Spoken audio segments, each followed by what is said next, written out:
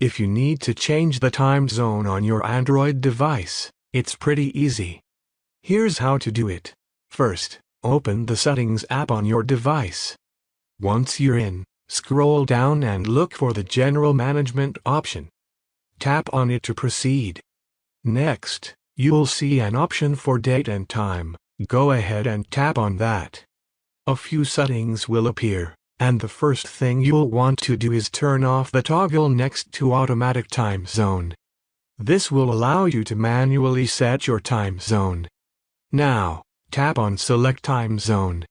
After that, you'll see an option for region. Select this and choose the region that matches your desired time zone. Finally, pick the city within that region, and it will automatically adjust to the correct time zone for you. And that's it. You've successfully changed the time zone on your Android device.